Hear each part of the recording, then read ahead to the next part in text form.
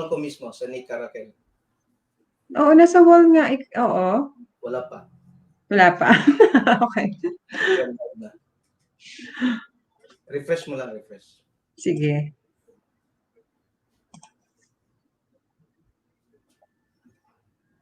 Let me know if nakita mo na. Attorney, medyo lakasan mo lang ng boses mo, ha? Parang ang hina kasi minsan humihina. Lilipat lang ako. Dok, naririnig na tayo, ha? Okay.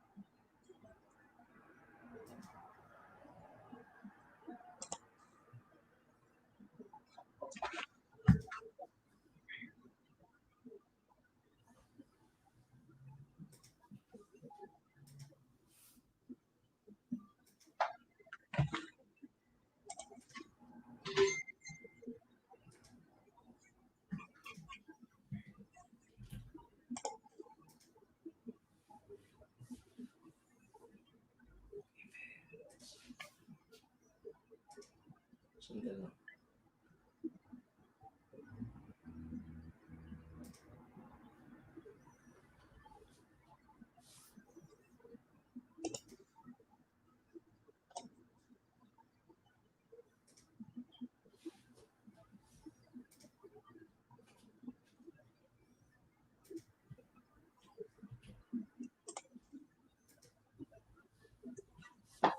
Okay, let's go live now.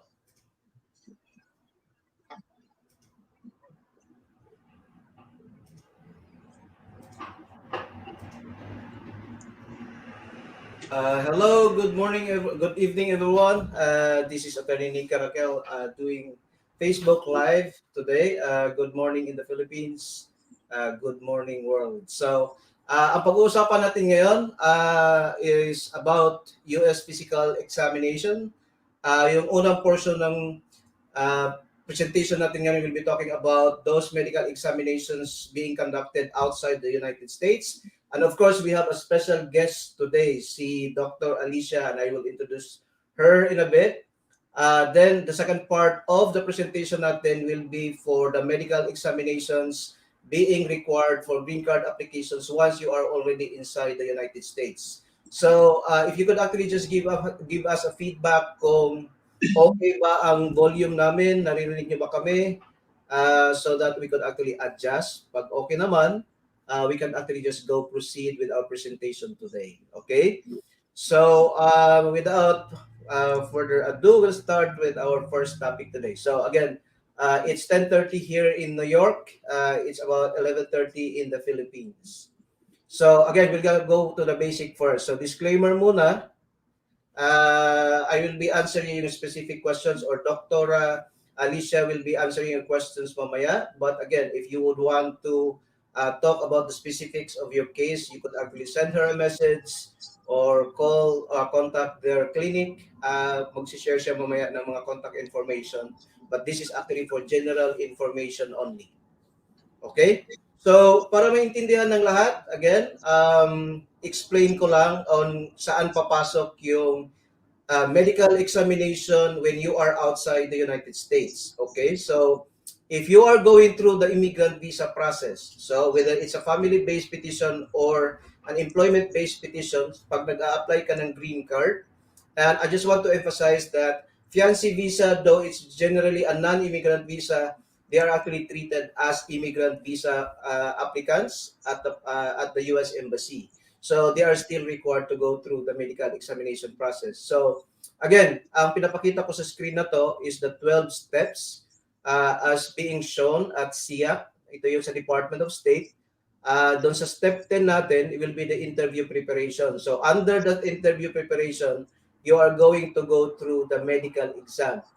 So then we're gonna ask, who are required to complete the medical exam? The following are required to complete a medical exam outside the United States. So all refugees coming to the United States, immigrant applicants outside the US. So ito yung mga family-based petition. So whether you are filing for a spouse visa, family-based visas, or fiancé visas, you will be required to go through or complete a medical exam. And then once you are in the United States and you plan to apply for a green card, then you are also required to go complete a medical exam. Next slide. So where, when, what to bring at your medical at your interview, no?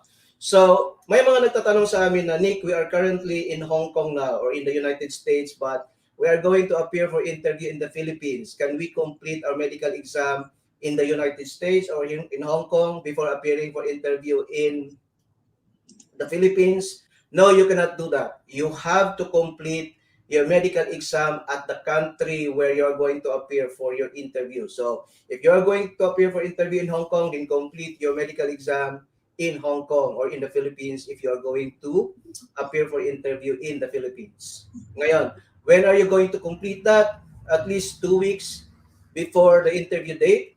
Now, whether you are located in Hong Kong or in Japan, you have to make sure that you follow or visit the website of the local US Embassy because they are going to give you specific guidance on when you're going to complete your medical exam at saka kailan nyo dadalhin yung medical exam or whether or not the medical exam results will be sent directly to the embassy. Now, in the Philippines, generally speaking, after you complete your medical exam, ibibigay sa iyo ang results mo, then you can hand carry it to the embassy. Now, it will be in a sealed envelope. You are not supposed to open that.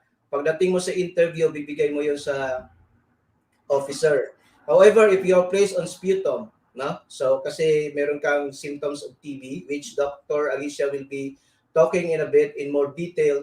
The embassy, the St. Luke's will send your results directly to the embassy, so you don't have to worry about that, no? And then in terms of the scheduling, so what if you already have conducted and finished the medical exam and then naka-sputum test ka, you will be placed on 2 months treatment period, then are you going to reschedule your embassy interview? The process in the Philippines is that St. Luke's will contact the embassy to say, hey, you cannot appear for your interview because you will be placed on a treatment period. And then normally after a day,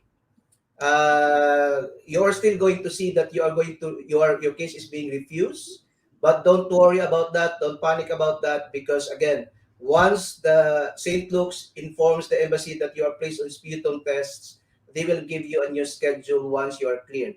Now, if you are represented by a lawyer or a law firm, the law firm is normally going to reschedule your interview after your treatment is completed. So in the Philippines, you will be required to appear in St. Luke's Medical Center Extension Clinic. That's in Ermita, Manila. And you are supposed to be bringing your interview letter, right? Either it's coming from the National Visa Center or if nag-reschedule na kayo, you are going to do that online in the US travels. Then you're going to print your interview letter. You're going to bring your valid passport. You have to bring your three 2x2 photos with white background. And of course, your immunization records, if you already have prior immunization records, and then your DS-260 confirmation page.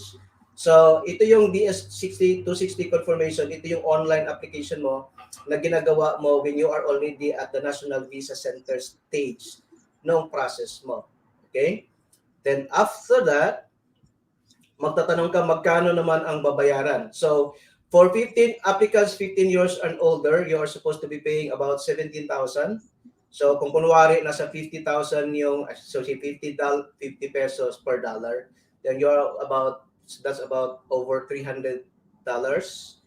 Ngayon, for applicants less than 15 years old, nasa 9,500. Now, yung fees na yon will cover all the vaccination required. However, it will not cover yung mga special or subspecialty examinations na kailangan or test na kailangan.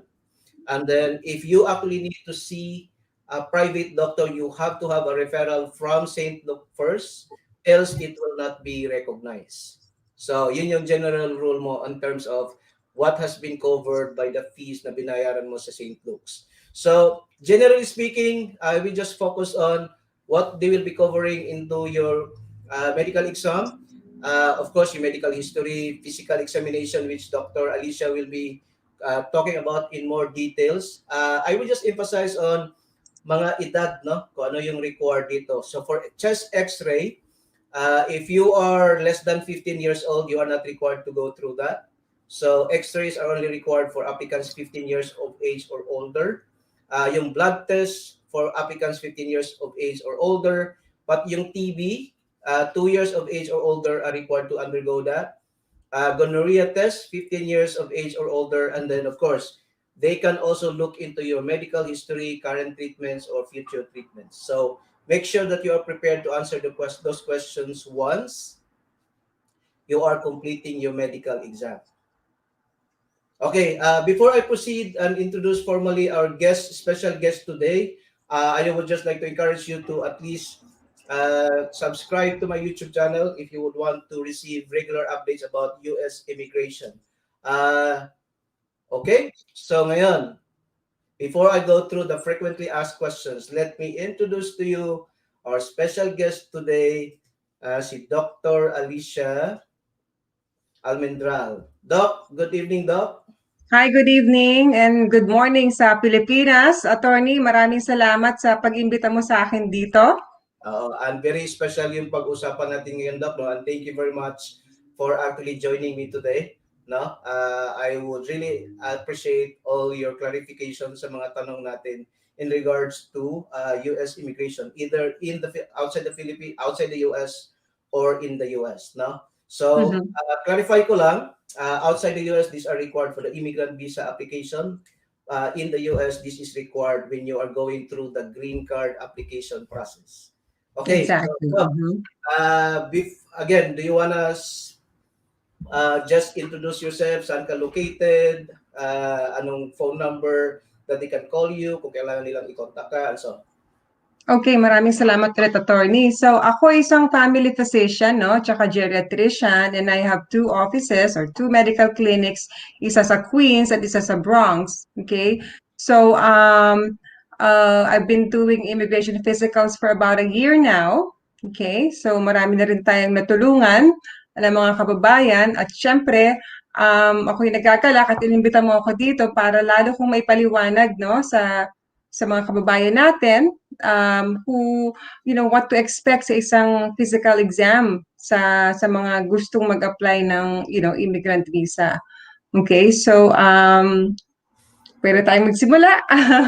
so Doc, in the next portion, frequently asked questions muna tayo. So I will just Okay. basically ask you questions here related to medical examinations, and if you could actually just do the liberty of answering them. No? So question number one natin, what if the applicant has an intellectual or learning disability? Anong gagawin natin? Okay, so ang unang-una is maghanap ako ng record, no, or parang medical report from the doctor kung anong klaseng disability meron yung isang pasyente. So yun, of course, part of it, of course, is I'm going to do a physical exam. Okay? Thorough yung physical exam natin from head to toe. Nagtatanong kami ng medical history at kung may pamilya, may kamag-anak, tinatanong din namin yan. So, comprehensive examination natin. So yes, so naghahanap kami ng documentation sa doctors nila if they have specific disabilities. Okay, so but would this be a ground for denial if ever an applicant has this serious problem? Well, it depends actually, no, kung ano yung katindi ng disability ng isang pasyente. Syempre ang hinahanap natin is yung may capacity ba siya to, to work, to attend school, okay? Is he gonna be a liability? Parang ganon, if ever na tanggapin siya sa Amerika. So, kung kinakailangang magpatingin sa isang psychiatrist or a neurologist for a full examination, so we refer them to those specialists. Okay, so thank you for that, Doc. Next question, Doc. What should the applicant expect at the medical examination? So ang ma-expect mo is we do a thorough exam as what I mentioned before, okay? So medical history, surgical history, everything, allergies, ano yung mga medications sa tinitake mo. If you can get a list, you can bring a list of your medications, the better, okay? Tapos, physical exam from head to toe, extensive yan, including skin. Kasi may mga specific diseases kami na hinahanap, no? Na inadmissible, tinatawag ng inadmissible health-related conditions. So, yun talagang hinahanap namin. That's why we're doing a thorough medical exam. Tapos, meron ding blood test, tsaka urine test na nire-require namin. Okay, okay. Thank you for that, Doc. Next question here. Before natin i-entertain, kasi nagsimula na yung mga questions yung ating guest ay atong mga audience natin dito, no? So, what if the applicant has a positive TB skin test? Okay, so dito sa United States, iba yung paraan no, ng pagtitest ng tuberculosis. So it's blood work. It's called IGRA, so which stands for interferon gamma release assay, or quantiferon, which is popularly known that test. So it's blood work. So ang ano kasi is yung kapag ka meron kang history of BCG, vaccination, mas maganda yung test na ito, yung blood work na ito. So, if nag-positive dun sa quantiferon test, ang next step is to do a chest x-ray. Okay. Okay? So, syempre, tatanungin din namin kung meron bang history ng tinatawag na latent tuberculosis and were they treated. So, naghahanap kami ng documentation. If not, kung wala, then the chest x-ray by itself will show kung active or not. Tapos kung ang chest x-ray is showing some active disease, then the next step is to report to the health department, the local health department. And what's going to happen is they're going to be submitted for a sputum test. Then doon natin malalaman kung talagang active ba siya, active tuberculosis or not. I see. Okay, well, balikan kita din sa sputum test mamaya, Doc, ha? Okay. Kasi very common din yan in the Philippines, no? And then, yun nga, they will be placed under treatment for X number of months. Then after that, they will go back to St. Luke's. And then St. Luke's will either clear them or find them as Class A. But you will go through that mamaya. So, what if the applicant had syphilis? So, kung may documentation na treated, okay, plus, syempre may blood work kami na nire-recommend, it's called RPR. Tinitingnan namin yung titers. So, merong level yan, kung mataas ang titers, then we have to retreat, okay? Kung mababa naman, kung hindi naman siya active, then kasi meron tinatawag na Class A and Class B. So, siguro later on, I will explain more of that, no? Pero, syphilis is one of those diseases that we look for. Okay. Okay. And then, what if the applicant is HIV positive? Will it be a ground for denial then? Okay. So, if a patient is HIV positive, ang ginagawa namin is we submit him for a chest x-ray. Okay. So, at saka syempre, for exam, are they being treated? Okay. Although, hindi na siya kasi talaga yung parang part of the inadmissible health condition. So hindi na siya kasama dun sa ineligible diseases. So what you're saying is you are still going to test it, but for immigration purposes, hindi na siya reason to deny an application. So, Yes, yes, so exactly. if you are HIV positive, you don't have to worry about that. You are still going to disclose that to your physician or your civil surgeon, even in St. Luke's. But don't worry, it is not anymore a ground for denial of an immigrant visa. Right. Mm-hmm. Okay, thank you for that, Doc. And then next one. Mm-hmm. What if the applicant is pregnant? Must she have a chest X-ray? Yes. So, alam ko maraming siyempre nga natatakot, no, na baka may mangyari dun sa bata. Well, meron naman kasing shield na ginagamit to cover, the belly. So, pero nire-recommenda talaga ang chest X-ray kasi as I said, tuberculosis is ang active tuberculosis is an inadmissible healthcare condition unless it's treated. Correct. Okay.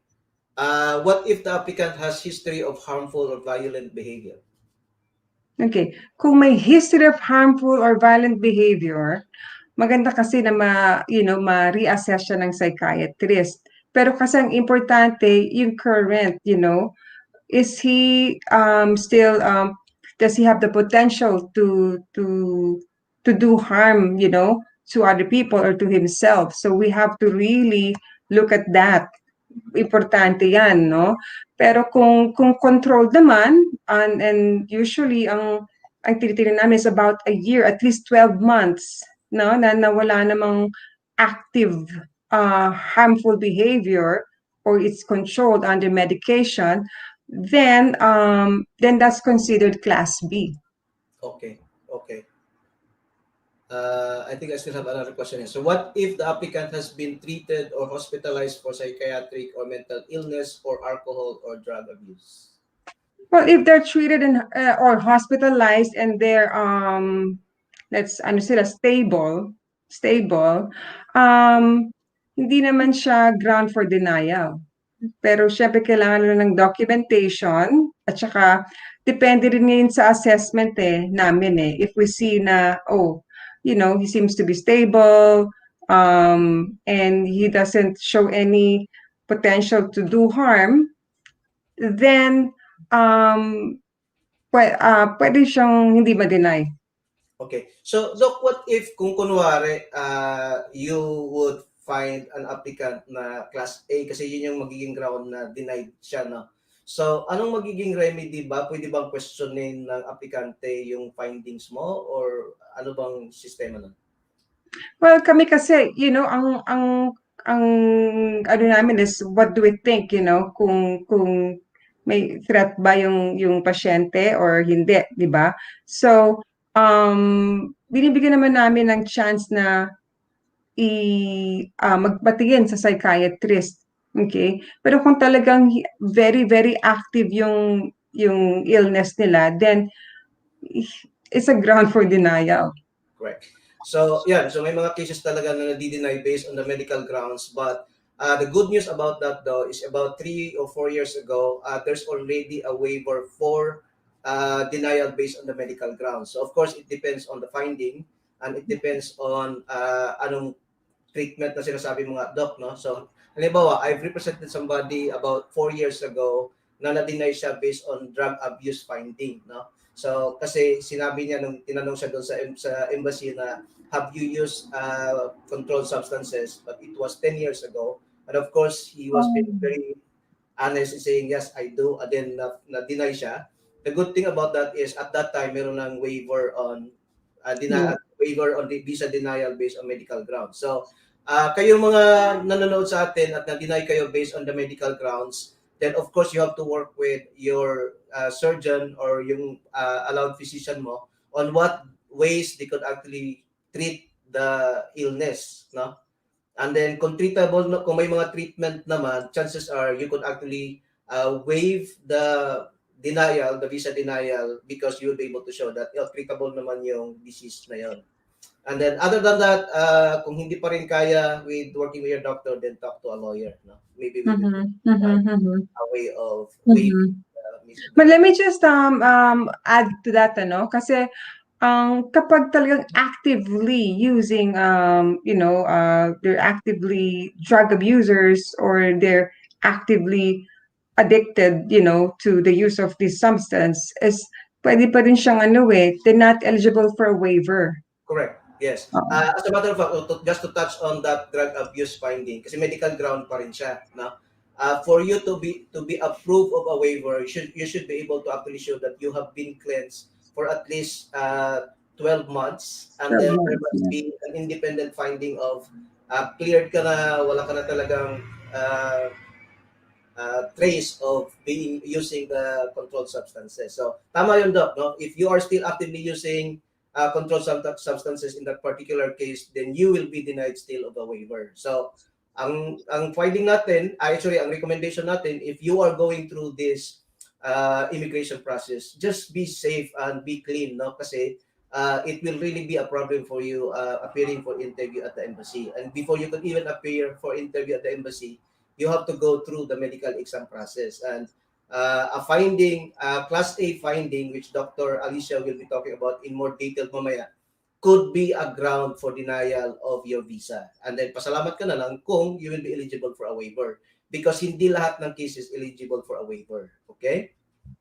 I think meron pa akong isang question, Doc. Then we go through the questions na posted ng ating audience. No? What if the Mhm. applicant has been treated for a chronic medical condition or is taking medication on a regular basis? Well, if it's under control, there's no really ground for denial. We just have to document, no, yung mga chronic diseases and they're under control. Basta they're not, it won't harm, their ability to work or to deal with other people, then it's not a ground for denial. Okay, good. What if the applicant is having her menstrual period? Are they going to go through the medical exam? Yeah, so hindi naman bawal yan eh. So we can still go through the medical exam and even do the urine test kasi naman sa urine ang hinahanap yung specifically is gonorrhea. So it's not a contraindication or it doesn't stop you from going through the medical exam. Okay, so you don't recommend them rescheduling their medical exam simply because they have their period. Ganun. Mhm, mhm. Okay. Can an applicant have his or physician perform the medical exam? So we're talking about the Well, physician. yeah, so there are specific physicians, no, ang tawag sa kanila civil surgeons dito na who are qualified to perform medical exams. So hindi lahat ng physicians. Okay, so in the case of the Philippines, though, only St. Luke's are allowed to actually perform this medical Okay, exam. and I think they're called panel physicians, right? Yeah, Oh, so dito civil surgeon. So you can find them doon sa website ng USCIS. okay. Are medical expenses covered by insurance? So in general, hindi. Pero ngayon dito sa Amerika, meron tinatawag na hybrid, no? Hybrid exam. Pero nasa discretion na yun ng civil surgeon. I see. But in the Philippines, most likely hindi siya covered ng insurance. So that's why they are going to pay it through St. Luke's, no? Mhm. What do I do if the applicant does not have a vaccination record? So, yung regarding sa vaccinations, no, it's age appropriate, no? Depende sa age. So, pero if they don't have any records, then we can do blood work, no? Tinatawag na titers. Okay? So, depende nga sa age yan. I see. So, it's okay. Mhm. Okay. Next question, Doc. Does the applicant need to undergo follow-up treatment in the US if previously found under sputum in outside the US? Okay. So, regarding sa tanong na yan is everybody will go through the IGRA, the quantiferon test, and then meron siyang flow chart eh. So we go with that, and then chest X-ray, and then sputum exam. So kung chest X-ray mo naman is negative, and you were previously treated, right? So it falls under latent tuberculosis. So that's class B1. Okay. I'm sorry, B it's B2. Okay, kapag latent tuberculosis. So, um, but if the X-ray, of course, is positive, then we have to do another sputum exam. Okay, that's good. Okay, so based sa experience ko naman, and this is on the legal side of the argument, no? So normally, if the applicant is found to be positive on sputum, so they will be placed on treatment. So normally, it's about 2 months, no, for Okay. the treatment, and then they will be asked to go back to St. Luke's para i-clear, or if talagang positive pa rin sila, then again, it will be a ground for a denial unless the applicant could show that treatable nga yung situation nila. Pag hindi talaga, then it's denied, no? But kung if they will be able to show that they are being cleared after the 2 months treatment, then they will be allowed to enter the United States. They will be issued the visa. But however, they only have limited time to enter the United States for as long as the medical exam result is valid. So generally speaking kasi, yung result mo sa St. Luke's is valid for 1 year. But it's different with sputum, no? I think they have a limited validity for 6 months only. So once the visa is issued, you should enter the United States while the medical exam result is valid. And normally, yung binibigay sa iyo na validity ng visa mo is dependent on kung kailan valid yung medical exam results. So then, after entering the United States, the Department of Health, kasi may reporting system yata kayo, Doc, na pag found positive sila ng sputum at the embassy, pagpasok nila sa United States, pina-follow up sila ng Department of Health for the follow-up treatment on those TB initial sputum findings. So, yun yung narinig ko sa mga clients namin. Okay, so but before we go about the conversation of medical exam pag nandito ka na sa US, so ito yung mga taong nag-a-apply ng green card. We're going to answer questions dito daw. So, we have a question from Rita Rose Pineda. So Nick, what if pending medical awaiting for culture result, negative sputum smear naman. Wait, nababasa mo ba yung question, Doc? Yeah, I can see it. Okay, can you read and then answer the question, Mana? Kasi usually it takes 8 weeks, dito sa Amerika, 8 weeks ang lumalabas na yung sputum result. Okay? 2 months, yes. So, yeah, so kung negative naman, then that makes you it's I believe it's B1 kung negative ang sputum mo. So, Okay, ang tanong niya, pwede po ba mag-attend ng interview? Next year pa po kasi labas ang culture. So, this is a procedural on the interview, Doc. No? So, ang requirement kasi ng embassy, you have to be cleared first of your medical finding before you could appear for interview. So, ibig sabihin, pag hindi pa lumalabas yung results mo, then even if you will appear for interview, baka palabasin ka lang din ng embassy, or if they will decide to interview you, hindi rin mai-issue yung visa mo because they're still waiting for the clearance from St. Luke's. So ako, personally, I would wait for the results before even scheduling a follow-up interview. No? Another question dito daw from Alim Boyao. If my medical history ng CAD, so I don't know this doc, DM at okay, coronary artery disease, yung may mga heart disease, diabetes, at cardiomyopathy. Yeah, it's not a ground for denial. It's not. yeah, so it's nothing to worry about, Alim. No, it's not even a ground for denial. But of course, we recommend that you have it checked before you even enter the United States kasi sobrang mahal dito, no? So at least if you could have it cleared and treated in the Philippines, the better for you. But tama si Doc, hindi yan ground for denial. Okay?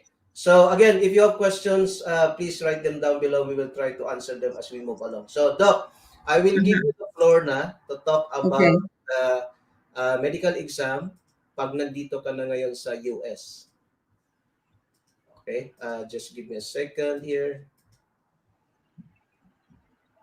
Okay, Doc. So, Okay. wanna reintroduce yourself again? And Again, I'm Dr. Almendral. I'm a family doctor here in New York. I've been here since what year ba? 1999. Yeah, so I've been here for over 20 years, and Ang specialty ko is family med. I also specialize in geriatrics and medical aesthetics. And I've been a civil surgeon for about a year now. Okay, so I'm gonna talk about immigration physicals, what to expect, ano ba talaga yung um, what you will expect when you go for an immigration physical. So I'm going to talk about the facts. Okay. Next slide na daw. So just to guide you, we'll just probably ask the questions what, who, when, how, and where. Okay. So yung unang tanong is what? So what is the purpose of medical exam? Okay. So kaming mga civil surgeons, no, next slide, please. Okay. So we are appointed to look for or to screen patients, no, with inadmissible health-related conditions. So ito yung mga communicable diseases, number one, tuberculosis, syphilis, gonorrhea, at saka leprosy. So ito yung apat na ground for denial unless when we mentioned earlier, so may mga waivers yan eh. So, yung unang communicable disease is tuberculosis. We know it can be respiratory or pulmonary or extrapulmonary. So, may mga steps yan. So, the first is we do the blood work, which is called quantiferon. So, if that's positive, ang next step is to do a chest x-ray. Okay? So, marami akong mga pasyente na nagpa-positive sa IGRA or sa quantiferon pero negative naman ang chest x-ray. So then, yung mga ganitong result, we have to report sa health department, sa local health department. So, of course, ang recommendation is prophylaxis, no? INH prophylaxis. Although hindi naman ganun ka-strict dito sa United States. So, but as long as the X-ray is negative and you just document that it's inactive, it will fall under latent tuberculosis. Ngayon, pero kung ang pasyente has signs and symptoms of tuberculosis, may cough, merong sweat, weight loss, hemoptysis, or, vomiting with, coughing up with blood, then automatic kailangan i-chest x-ray. And as what we mentioned earlier, yung mga HIV positive, no, is required to have chest x-ray. Okay? So ngayon, if the chest x-ray is positive or may nakitang abnormality, is automatically they have to be reported to the health department. Okay? It's where they undergo sputum exam. Okay? So, and that will tell you kung talagang, active or inactive yung tuberculosis. And they have to be treated if they're active. Okay? So, kapag merong active tuberculosis or active disease, under Class A yan. Okay? Ngayon, when a patient is already treated, then it's going to go to Class B 0. Okay? Yung Class B naman, yung parang, para lang hindi kayo malito, ang A is active. Okay? Yung B, treated na siya. Okay? Or hindi na siya active. So, pwede na yon, no? Yun ang hindi na siya ground for denial. So, yung Class B, merong B0, may B1, may B2. So, para lang explain ko ng madali lang, isang B0, yung kapag ka na-treat ka na. And then B1 is kapag negative yung sputum exam mo, although positive ang chest x-ray, pero negative ang sputum, then that's Class B1. And then B2 is latent tuberculosis. Okay, Doc, I have a question for that though. Because again, procedurally, dapat nakaseal ang results when we actually submit it to USCIS, tama? Pero you are now explaining na yung A or B1, B0, and so on and so forth. So, how would the applicant know ano yung findings nyo? Are they allowed to ask a copy from you aside from the sealed copy na naka-envelope? O paano po proseso nun? Para alam nila kung Kasi ang process kasi of course we explain, although hindi pa naman ako nagkaroon ng pasyente na positive TB, pero syempre you have to guide the patient, no, kasi kailangan i-report nga sa health department, and you have to guide them. And I would explain kung ano yung kailangan ng treatment. Okay? So, you have to guide the person. Kasi it will take time eh. Sa, Okay? sa amin, Doc, ang sinasabi namin is, yes, we are going to submit your medical exam results sealed, but it doesn't stop you from asking a copy from your doctor kung ano Oh, yung yes. Aha. mo. Kasi health mo pa rin yun eh, at the end of the day. No? Doc, may mga tanong lang dito, Doc. Hindi ko alam kung this is the proper section of your presentation, but ano ko na rin, share ko na rin. How about po, pag nag-positive daw sa COVID-19, would it be a ground for denial? Okay. So, nagbabasa ako, wala pa namang ano eh, wala pang what do you call this? I haven't read anything no from CDC about that kasi tama yung ano magandang tanong niya eh kasi kung later on I'll mention sa vaccinations, 'di ba? Ang sa vaccinations ang mga requirement is kailangan vaccinated ka dun sa disease that's an outbreak, no? So kagaya ng influenza, that's required on kapag flu season is required. No, I think it's between I believe it's between March to May. So I might be giving you the wrong. I think it's from September to to May. Kailangan may influenza ka. And pero yung sa COVID, wala pa naman kasing approve eh. Mhm. FDA approved na the vaccination for COVID. So hindi siya required. Ngayon kung nag-positive sa COVID, well, that's an active disease. So I would just wait until you feel better. Pero hindi naman siya grounds for denial. As I of don't think now, so. wala pa siya sa updated list. Okay, thank you for mayroon pang ibang question, Doc, from Mads. What type of skin condition diseases daw will put at risk for denial no aplikante? Okay, so as you can see, yung mga ibang communicable diseases, syphilis, gonorrhea, and leprosy. Okay, so yung skin condition specifically yung sa leprosy, yung Hansen's disease. So yun ang tinitingnan namin kapag nag-exam kami. Okay, yung mga rashes, Mhm. tapos yung mga, syempre yung sa leprosy kasi ang pakikita mo yung loss of eyebrow hair, di ba? And then merong specific rashes na tinitingnan namin. And aside from that, we also check for yung sensation. So which is lost kapag may leprosy. Well, syphilis, you can also see rashes kapag meron kang syphilis, is you see some rashes sa palms at saka sa soles ng feet. So, yep. So specific skin condition can be a ground for denial. Oh, wow. Okay. So, Doc, may isa pa dito. So, Ma'am Lorelia. So, basically, that's what we are talking about now, no? The specific diseases which Dr. Alicia will be going through in the next slides. Uh-huh.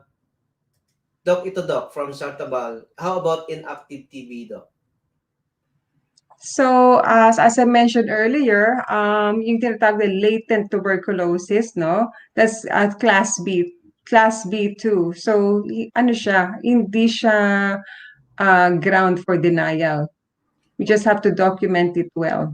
I see. Sagutin ko na rin lang yung kay Amulato, no? So, no, generally the medical exam results are required only for immigrant visa applicants. And as I yun, generally speaking, hindi siya nag-apply sa non-immigrant visa.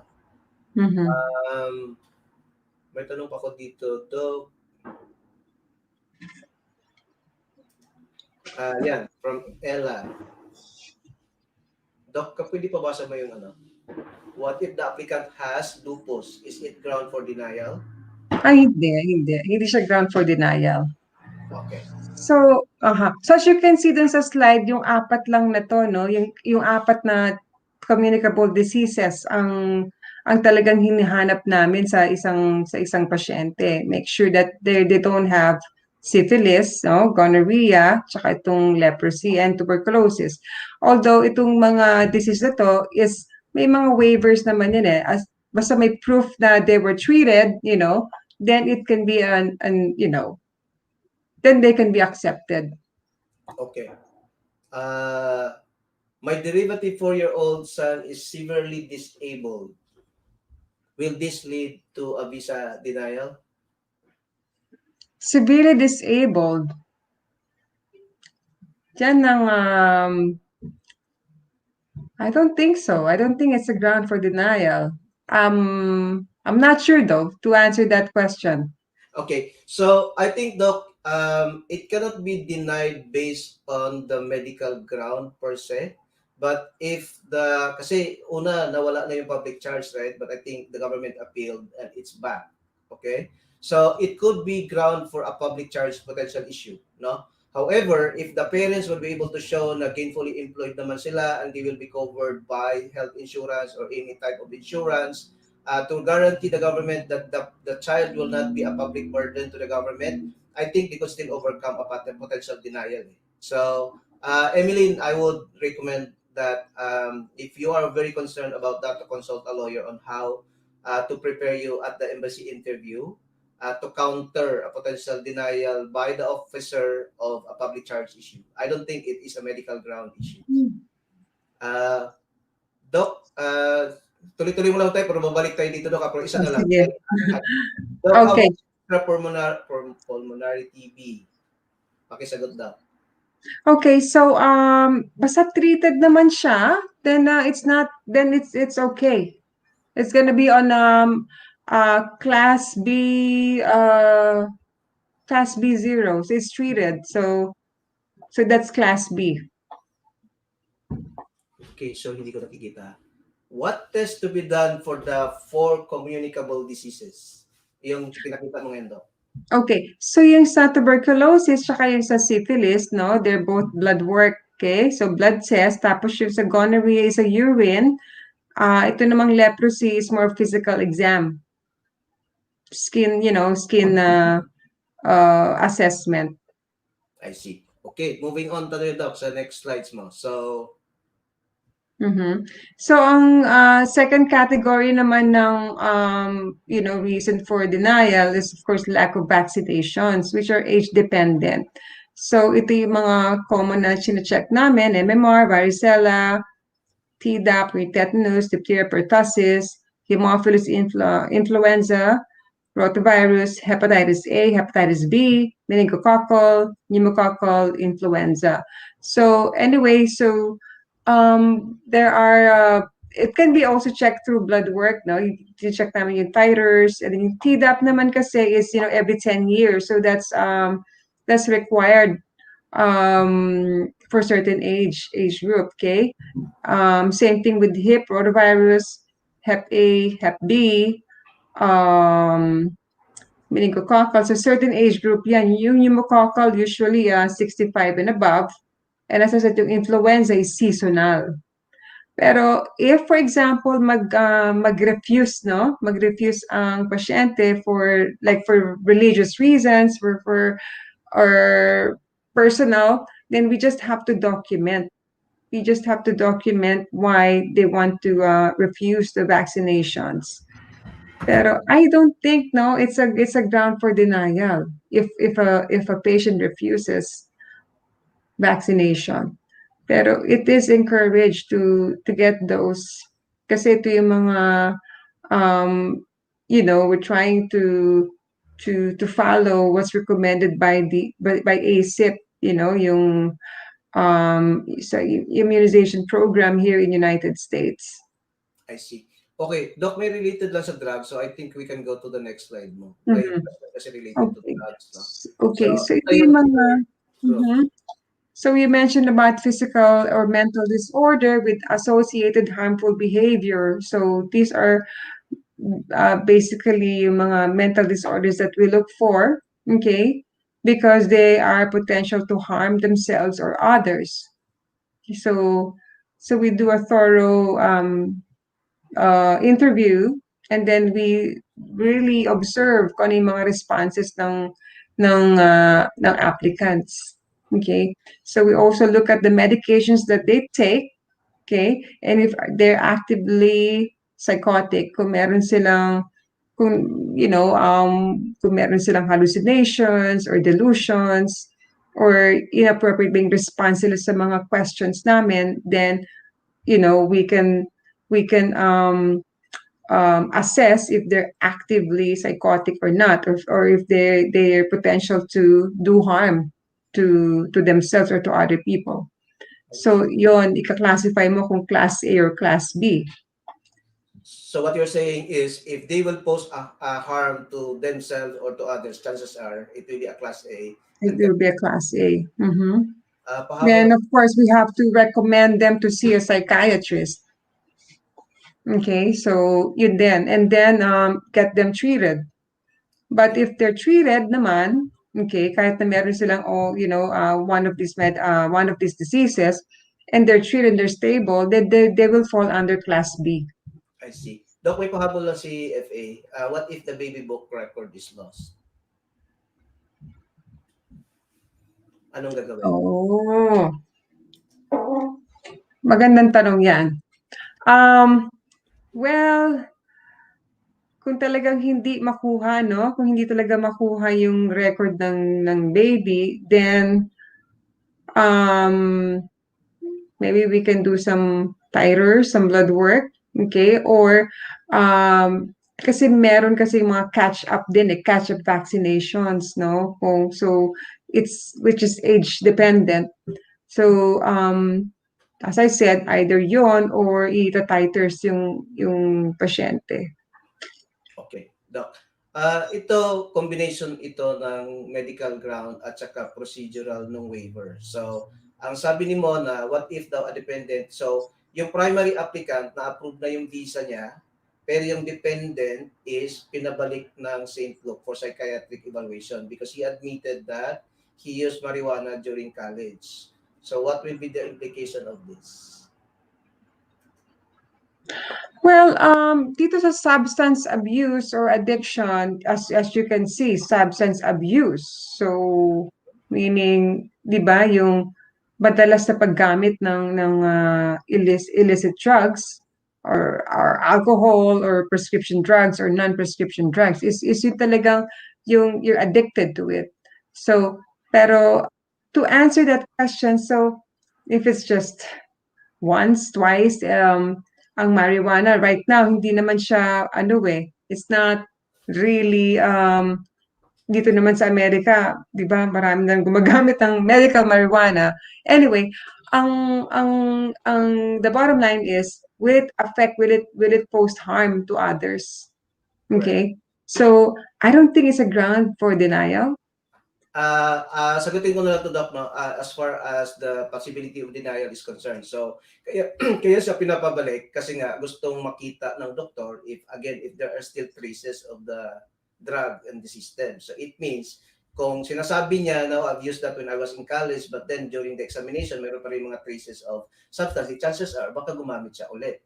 No? So, for as long as meron pang trace, it would still be a ground for denial. But, however, pag mapakita mo, na clean ka na, wala ka na talagang hindi ka na talaga gumamit, then there's a waiver for that. So that's the good news about it. So even if he will be found, uh, if he will be denied because nandun pa rin sa system niya, but once you can actually prove by independent examination, no? So hindi sa St. Luke's, kukuha ka ng private and then you go back 2 months, 3 months later na talagang clean ka, it can be used to actually waive the ground based on drug abuse use. But again, the fact na pinabalik siya is a normal procedure sa St. Luke's for them to just validate.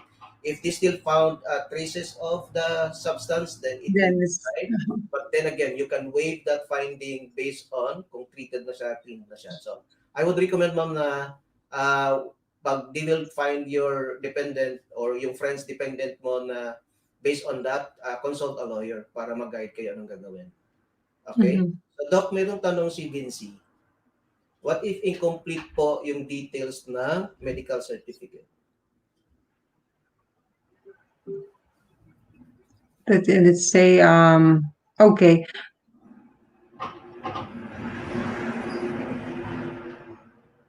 Okay. I don't think you have to repeat, no, the treatment.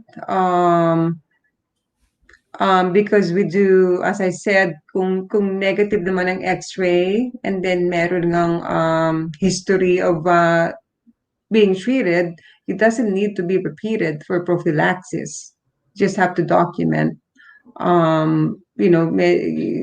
Will ask about the dates, when were you treated for TB, and then yun may mga specific questions, and then for how long did you take the medications, what kind of medications. It's really more of documentation. I Kung see. wala ng old records, it's okay. We just have to document nga kung ano yung mga ininom na gamot, okay, and when and how long. Okay. Doc, pahabol pa doon sa skin. How Gentle about, words? Hindi naman siya, it's not part of those communicable diseases. I see. Okay, so babalik tayo dun sa mga questions, Doc. Let's go to the next slide. Who provides the medical exam? Okay, so if you are within the United States, attorney, so next slide, ang tawag dyan is civil surgeon, okay, if it's within United States.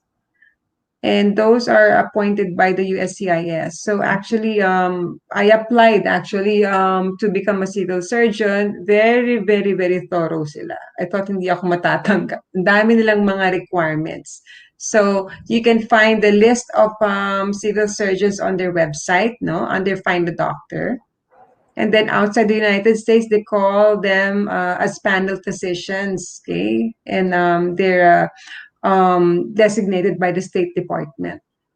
I see. And then sa case mo, Doc, are you only serving applicants from Queens or anong area yung pwedeng pumunta sa'yo for? Well, I have two locations now, sa Bronx at saka sa Queens. So I have both addresses on the directory ng USCIS. Okay. But I don't think it's as long as you're in New York, I believe, right? If they can travel to you, then why not?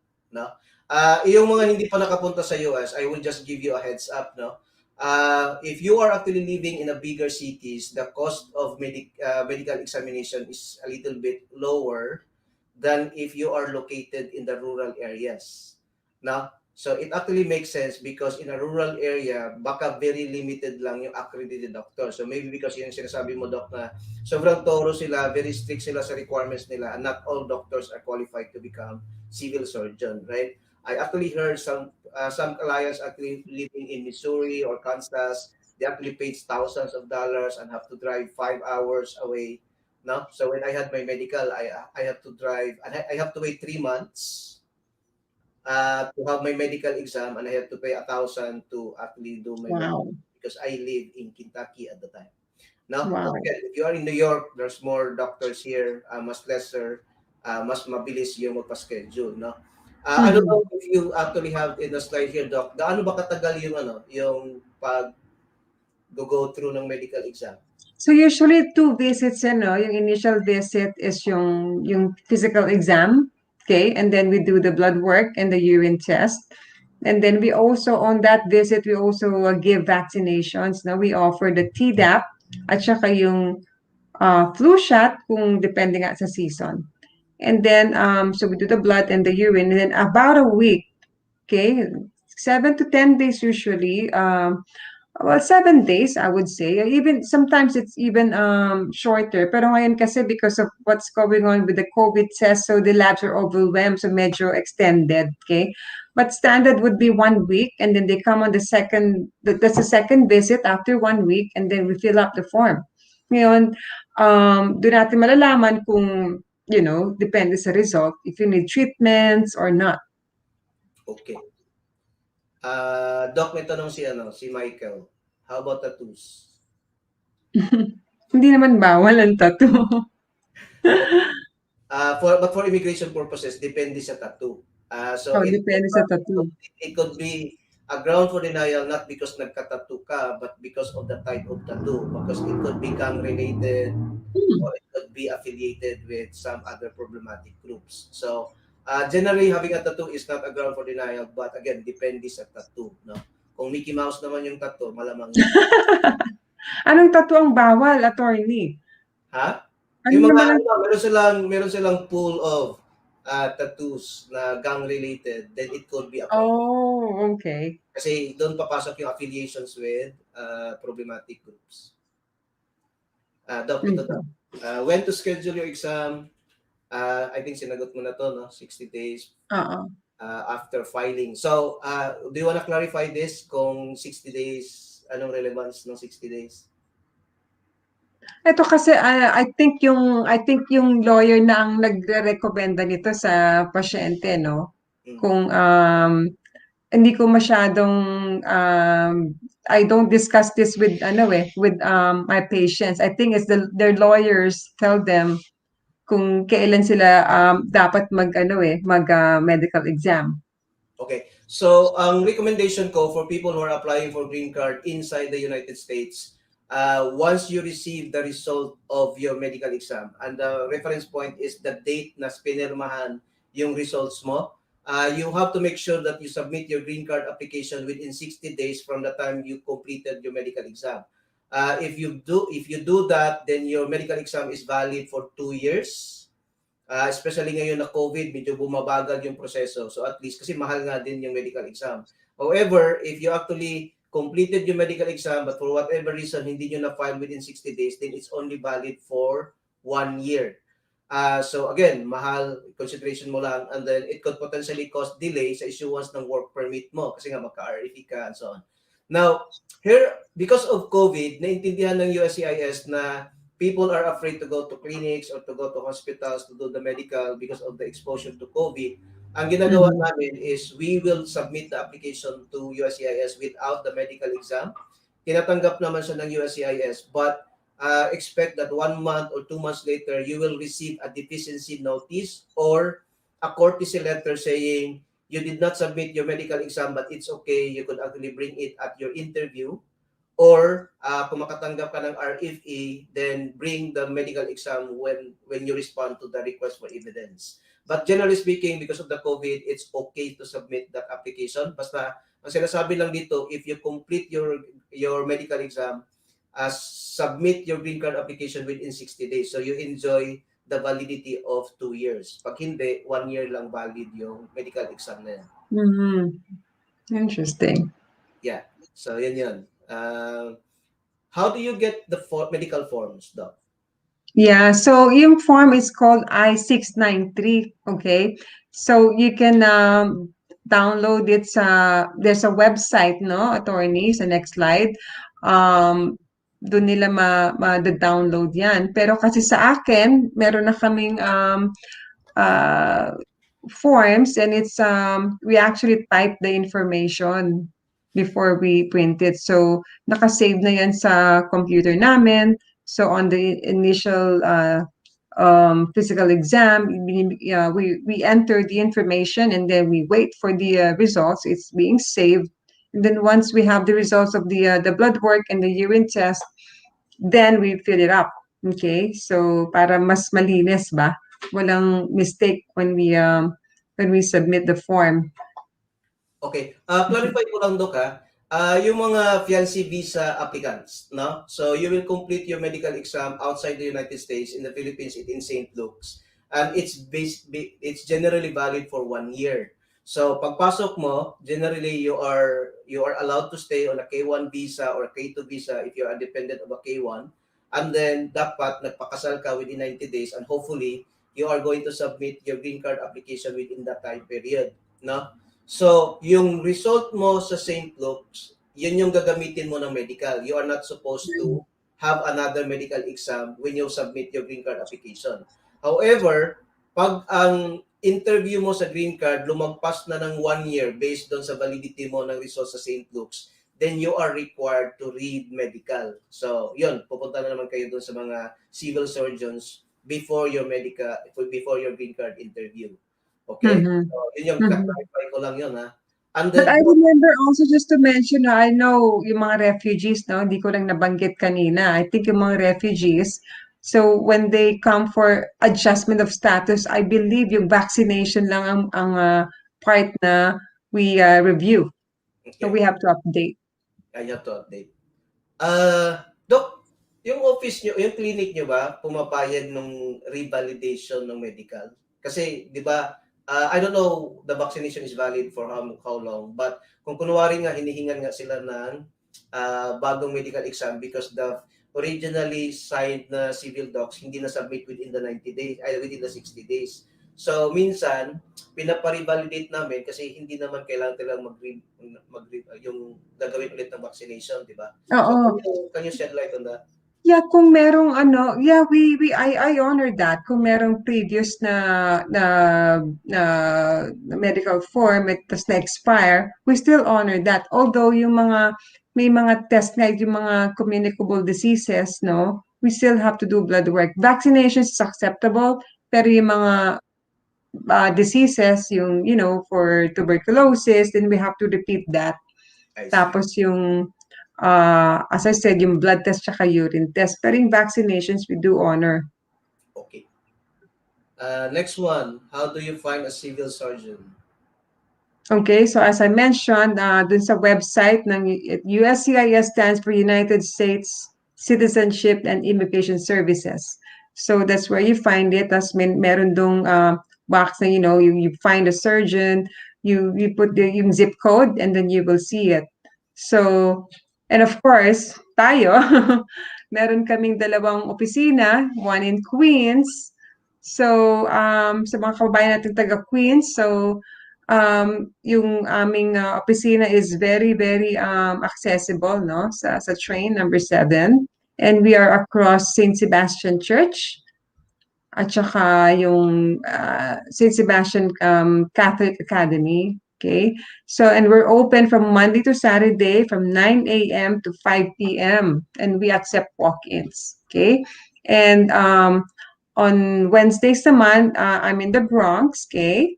So, we're open from 1 p.m. to 6 p.m. And yung phone number namin is 917-633-7710. You can call that number or you can also send text messages. Okay. Okay. So, thank you very much on that, Doc. So, I think I reviewed the questions posted here. And again, thank you for the 100 plus audience na nagstay sa amin dito.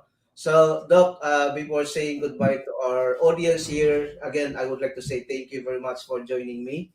And I hope we were able to address and clarify issues around the medical exam. So, for most applicants, it seems to be a regular, normal for compliance procedure. Unfortunately though, may mga marami talagang nadi-deny based on medical grounds. No? So, take it seriously. Ang recommendation ko sa inyo is if you are going through the US immigration process, be clean, don't use drugs.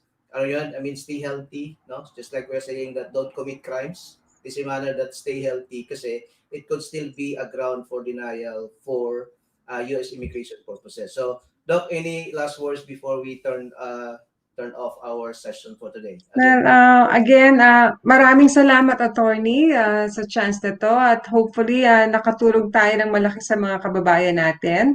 And of course, kung meron kayong tanong, you can contact me. You can also send an email to me. It's almendralpcp@gmail.com. Again, ang number ko 917-633-7710. You can send a text message. And of course, si attorney, alam naman niya kung paano ako kontakin. So you can also ask attorney, and attorney would be glad to answer questions of your followers. Okay. Maraming salamat. Maraming salamat and good night, Doc, and good day sa ating audience. Maraming salamat. Bye-bye. Bye.